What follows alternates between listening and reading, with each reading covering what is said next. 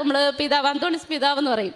പിതാവിനോട് ഇതേടെ ഒരുപാട് സങ്കടങ്ങൾ ചെന്ന് ഞാൻ കെട്ടിപ്പിടിച്ചിരുന്ന് കഴിഞ്ഞപ്പോൾ ഞാനൊന്ന് മനസ്സുകൊണ്ട് ഞാൻ മാതാവിനടുത്ത് പറഞ്ഞു, മാതാവിനെ അവിടെ ഇരിപ്പുണ്ട്, മാതാവേ എനിക്ക് ഇത്രയും സങ്കടം സഹിക്കാൻ പറ്റുന്നില്ല, എന്നെ ഒന്ന് ചേർത്ത് പിടിച്ചിരുന്നെങ്കിൽ അല്ലെങ്കിൽ നിന്ന് കെട്ടിപ്പിടിച്ച് ഒന്ന് സമാധാനം കണ്ടെത്തിയാൽ മതി, എനിക്കൊരു നെല്ലാട്ടെങ്കിലും ഒന്ന് കാണിച്ചു തരണേന്ന് ഞാൻ പ്രാർത്ഥിച്ചു.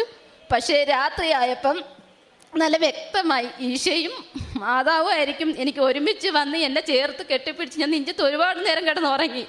ആ നെഞ്ചത്ത് ചേർന്നിരിക്കാൻ പറ്റിയെന്നുള്ളൊരു സാക്ഷ്യം എനിക്ക് അന്നേരം തൊട്ട് എനിക്ക് ഇവിടെ വന്ന് സാക്ഷ്യം പറയണം. സാക്ഷ്യം മെനഞ്ഞാന്നാണ് ഇത് സംഭവിക്കുന്നത്.